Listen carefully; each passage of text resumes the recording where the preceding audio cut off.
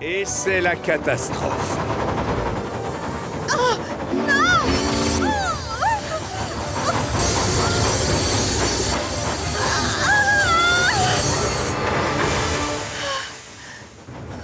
Ah! Très joli freinage d'urgence! Désolée, je me serais bien garée plus loin, mais je suis tombée en panne. Je ne peux plus bouger. Mais tu n'as pas à t'excuser, Émilie. Ça nous arrive à tous de tomber en panne. Enfin, Pourquoi on s'arrête? je suis déjà très en retard. S'il te plaît, Kathleen, avant de partir, peut-être que tu pourrais me pousser jusqu'à la voie de garage, là-bas. Tu sais quoi, Émilie? Je vais changer de voie. Un point, c'est tout. Mais juste une petite poussée. Non, mais t'inquiète pas. C'est fait, regarde. Mais...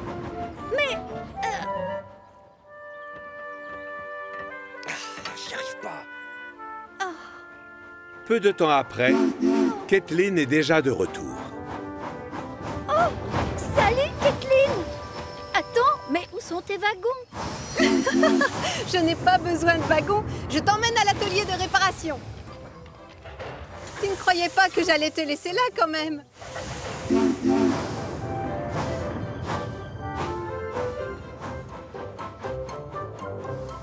Kathleen arrive à fond les wagons à l'atelier de réparation avec Émilie. La petite locomotive verte est encore toute impressionnée par la course qu'elles viennent de faire.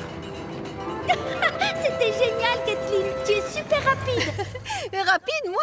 Tu exagères. J'aime bien la vitesse, c'est tout. Elle fonce telle une fusée. C'était incroyable. Pour moi, c'est de loin la meilleure de l'équipe. Tu sais, Émilie, la vitesse, ce n'est pas un critère. Bien sûr. Mais Kathleen est tellement fabuleuse. Sa silhouette est moderne et fluide. C'est juste sa carrosserie. En dessous, c'est simplement une locomotive comme toi. Tes mécaniciens ne peuvent rien faire pour changer ma forme? Pourquoi voudrais-tu faire ça? Tu es déjà très jolie, Émilie. Reste comme tu es. Salut, Émilie. Salut, Kathleen. Oh, waouh! Tu as pris un coup de neuf? Tu t'es fait repeindre? Oh, juste des retouches. Mais quoi que je fasse, je ne serai jamais aussi fabuleuse que toi. Oh, n'importe quoi. Tu es une belle locomotive et tu peux tracter toutes sortes de trains. Alors que moi, je ne transporte que des passagers. Je ne serais pas contre un peu de variété de temps en temps. À bientôt! Et c'est la catastrophe. Au secours! À l'aide! Mes freins ont lâché! Ah! Attention, Émilie! Oh! Je ne peux plus m'arrêter! Oh!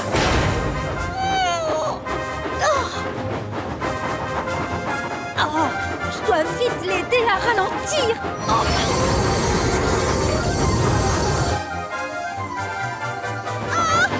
Ne t'inquiète pas, Kathleen. Aie confiance.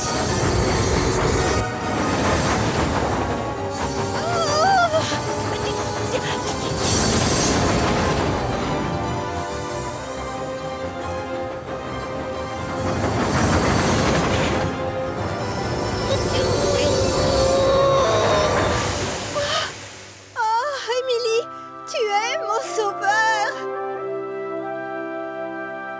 Je vais choisir l'un d'entre vous pour être la machine à l'honneur cette année. C'est le moment que tout le monde attend. Chaque année, une locomotive est récompensée. On la couvre de guirlandes lumineuses et elle a l'honneur d'apporter des cadeaux aux enfants. Et donc, j'ai décidé de choisir celui ou celle qui se montrera le plus utile aujourd'hui. Henri, je te charge d'aller chercher la fanfare qui se trouve à la gare des Quatre Vents. Thomas, toi, tu vas aller chercher les gâteaux à la pâtisserie. Ils sont prêts. Bien, chef. Je pars tout de suite, chef. Et moi, monsieur, je suis censée faire quoi?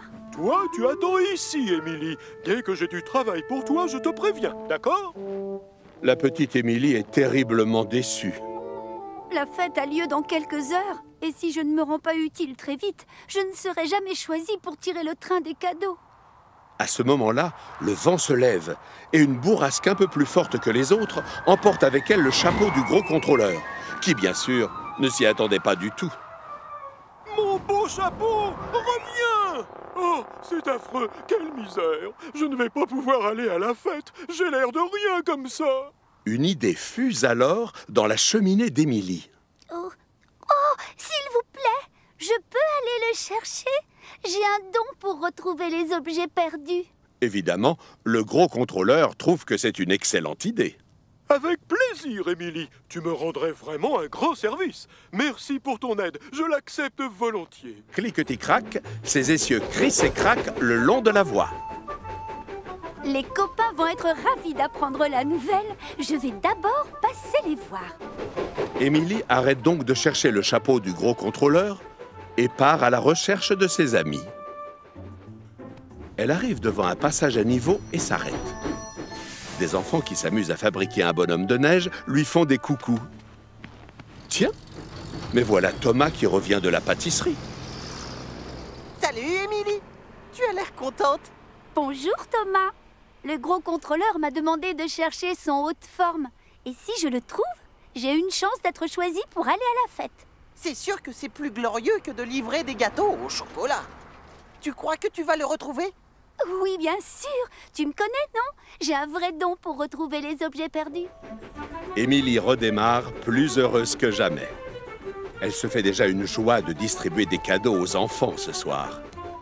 C'est moi qui vais être la vedette de toute la soirée. Quelques minutes plus tard, Émilie arrive à l'atelier de Victor. Une idée lui traverse alors la chaudière. Le soleil est presque couché. Alors, si je vais chercher le train de cadeaux maintenant, ça me fera gagner du temps pour plus tard. Émilie a complètement oublié le chapeau du gros contrôleur. Émilie, mon amie, qu'est-ce que je peux faire pour toi? Voilà, c'est moi qui serai récompensée ce soir. Alors, je suis venue chercher le train des cadeaux. J'en connais qui aimeraient avoir cette chance. Tout est prêt, on n'attendait plus que toi. Émilie s'attelle au wagon rempli de cadeaux avec l'aide d'un mécanicien. Ensuite, on la décore avec des guirlandes lumineuses. Comme elle est jolie avec toutes ces lumières. Parfait! Tu vas avoir beaucoup de succès à la fête. Émilie resplendit de la cheminée jusqu'aux essieux. Je ne sais pas ce que tu as fait pour mériter cette récompense, mais ça devait être extraordinaire. Nom d'un moteur, je n'ai toujours pas retrouvé le haut de forme du chef. Il serait temps d'y penser.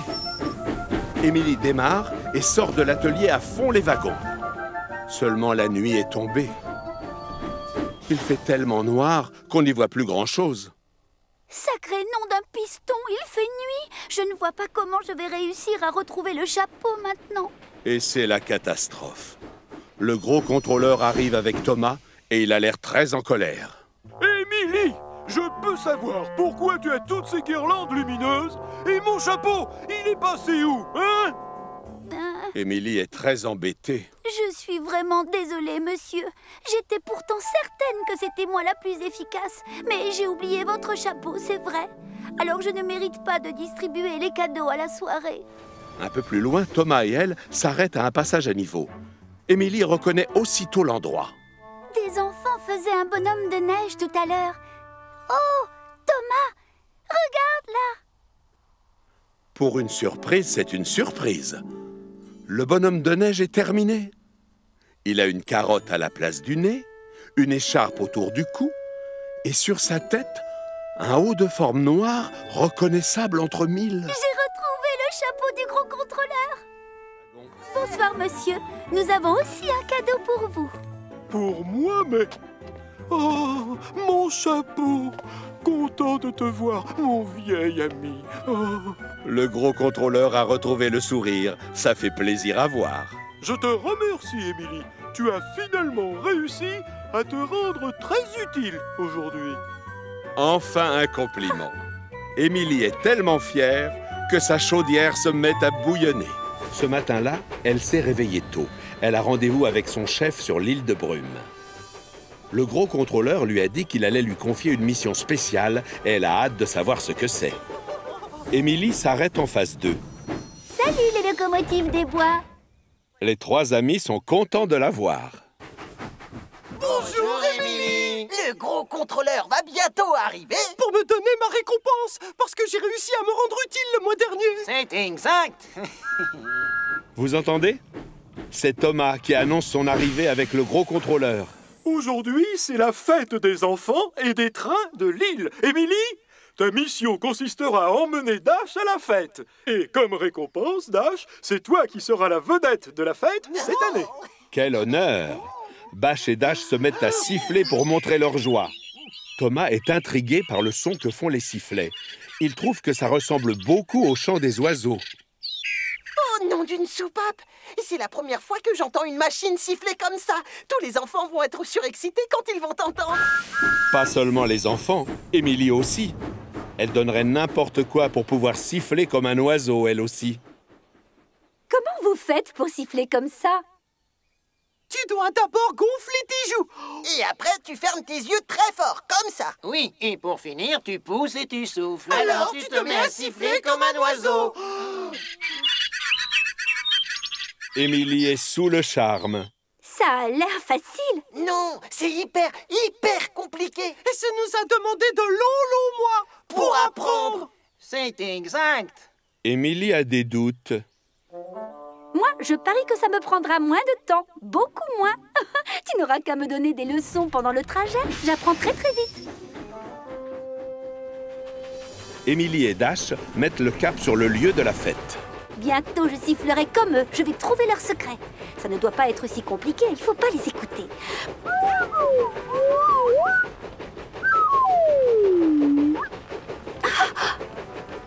Raté. Émilie a encore des progrès à faire. Allez, montre-moi comment tu fais. D'accord, si ça peut te faire plaisir. Mais je dois te prévenir. Quand on siffle comme ça, on consomme beaucoup de... Gasoil. Mais les pannes, ce n'est pas ce qui préoccupe Émilie. Tout d'abord, tu dois gonfler tes joues à fond. Oh, Ça n'a rien de très compliqué. Émilie inspire au maximum. Ses joues deviennent toutes rouges. À ce moment-là, Gordon déboule de très bonne humeur. Il est attendu à la fête des enfants et des trains. Il voit la tête que fait Émilie et il s'arrête. oula, ça n'a pas l'air d'aller, toi. Je peux savoir ce qui t'arrive? La pauvre se sent ridicule. Gordon remarque alors Dash sur l'autre voie qui s'amuse à siffler. Oh, bravo, j'adore, c'est bien. Tu vas faire un tabac à la fête, tu sais. C'est vraiment un numéro génial. Émilie est furieuse. C'est elle qui devrait être la vedette, pas Dash. Vexée, elle redémarre sans dire un mot. Force de s'arrêter, les locomotives ont du retard à rattraper. Bientôt, je sifflerai comme eux. Je vais trouver leur secret. Ça ne doit pas être si compliqué. Faut pas les écouter.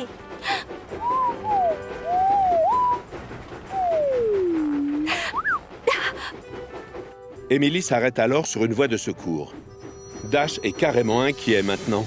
Ne me demande pas de te donner une autre leçon, d'accord? Je n'ai presque plus de... Carburant? Mais si, tu en as assez. Hélas, c'est Émilie qui commande. D'abord, tu inspires et tu gonfles tes joues. Maintenant, tu fermes les yeux au maximum. Puis tu pousses et tu souffles. Et tu vas voir, tu vas siffler comme un petit oiseau. Mais qui voilà? C'est Hiro qui s'en va rejoindre ses amis à la fête. Dès qu'il voit Émilie, il s'arrête. Oh, qu'est-ce qui t'arrive? Tu fais une drôle de tête. Tout va bien? Je vais immédiatement prévenir le gros contrôleur. Non, ce n'est pas la peine, Hiro. Trop tard. Hiro est déjà loin. Appuie sur tes pistons, Dash. Il va falloir arriver à la fête avant lui. Et c'est la catastrophe. Dash est incapable d'avancer. Son réservoir est complètement vide. Ne t'inquiète surtout pas, Émilie. Tu n'auras qu'à leur faire le numéro du sifflet à ma place. Ce n'est pas grave. Émilie file à toute vapeur jusqu'au champ où a lieu la fête. On a dit aux enfants qu'ils allaient assister à un numéro extraordinaire. Comme Émilie ne veut pas les décevoir, elle inspire un bon coup. Ensuite, elle ferme les yeux très fort. Mais pourquoi elle s'arrête? Les enfants attendent la suite. Mais hélas, rien ne se passe. Oh là là, sacré nom d'un piston. J'ai oublié ce qu'on devait faire après, zut. Les enfants sont terriblement déçus. Quant à Émilie, elle se sent coupable. Elle sait très bien que tout est de sa faute. Elle a laissé tomber Dash alors qu'elle en était responsable. Et elle a gâché la fête des enfants. Il faut qu'elle répare ses bêtises. Les enfants, je vais vite aller chercher Dash. Comme ça, il pourra vous faire son numéro avec son sifflet. Moi, je l'ai déjà vu et c'est formidable. Merci, Émilie. Oui, merci. Aussitôt dit, aussitôt fait. Je te rapporte du gasoil. Oh, merci, Émilie, c'est très gentil. La petite locomotive verte est ravie. Elle n'a plus du tout envie d'apprendre à siffler comme un oiseau. Ce qui lui tient à cœur, en revanche, c'est de se racheter auprès des enfants. Une fois que le réservoir est rempli, il retourne vite à la fête. Pour les faire patienter, Charlie leur raconte des histoires drôles. Ils aperçoivent Émilie en premier et Dash derrière. C'est l'explosion de joie.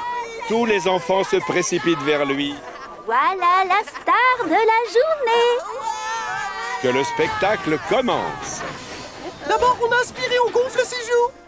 Maintenant, vous fermez les yeux très fort, allez-y.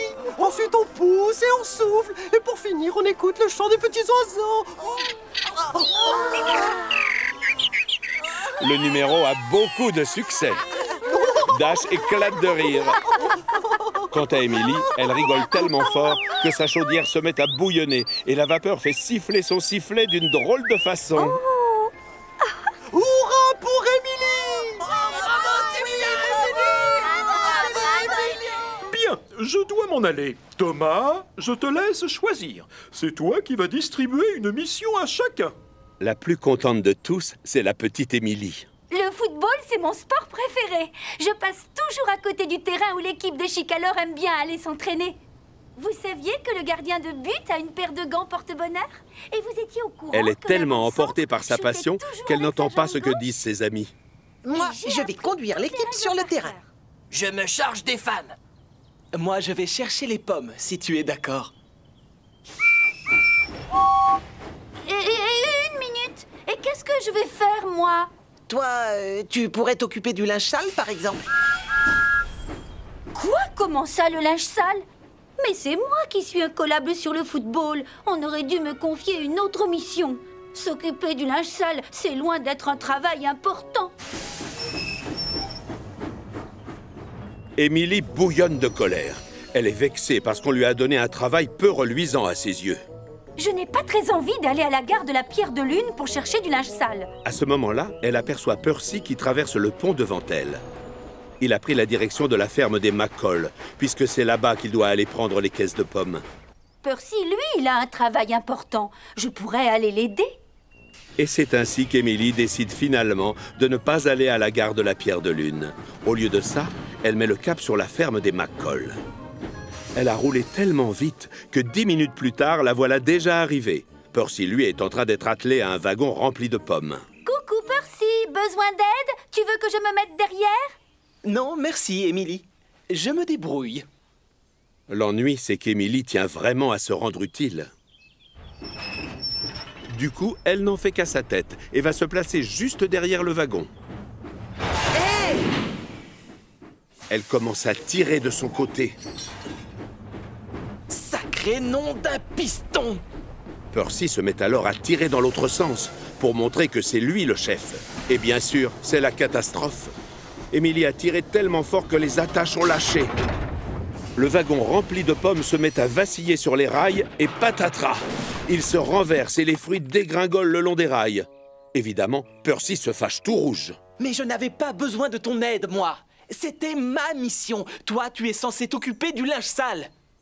Oui, mais le problème, c'est qu'Émilie n'a pas envie d'aller à la teinturerie. Sur le quai, toute l'équipe de Chicalor la regarde avec un drôle d'air. Bizarre, le gros contrôleur est là lui aussi, et il a l'air très fâché. Émilie, où sont les maillots et les shorts propres que tu devais aller chercher? Excellente question. Soudain, Émilie réalise sa bêtise. Sacré nom d'un piston! Le linge sale dont vous parliez, c'était les maillots et les shorts des joueurs. Du coup, Émilie se sent toute bête. À cause de moi, la teinturière n'a pas fait la lessive. Du coup, les joueurs n'ont pas de vêtements propres pour jouer. Le match sera annulé. Et tout est de ma faute. Si elle pouvait disparaître là tout de suite, elle le ferait. Je trouvais que les autres avaient des missions bien plus importantes que la mienne. Maintenant, je comprends que toutes étaient importantes. Je vous demande pardon, chef. Et toutes mes excuses, messieurs les joueurs. La pauvre donnerait tout pour pouvoir se racheter. S'il vous plaît, je vais filer à toute vapeur et me débrouiller pour que l'équipe ait des maillots et des shorts propres pour pouvoir jouer le match d'ouverture. Pour commencer, Émilie passe à la gare de la Pierre de Lune pour prendre les paquets de linge sale. Ensuite, elle fonce à fond les wagons jusqu'à la gare des Marrons un peu plus loin. Sur place, la dame de la teinturerie récupère le linge sale et l'emporte pour le laver. Les maillots et les shorts sont encore trempés. Ils ne seront jamais secs pour le match d'ouverture. Pour une mauvaise nouvelle, c'est une mauvaise nouvelle. Mais soudain, une idée fuse dans la cheminée d'Émilie. Vite, attachez le linge mouillé à ma cheminée. Et avec le vent, il va vite sécher. D'autant plus que je vais rouler à toute vapeur. Regardez-moi ça. Émilie a eu une idée géniale. Et grâce à elle, elle va vite réparer ses bêtises. La teinturière a accroché les vêtements à un cordon qu'elle a tendu entre la cheminée et les wagons. Comme ça, les joueurs auront du linge propre pour le match. Mon équipe sera superbe et prête pour gagner.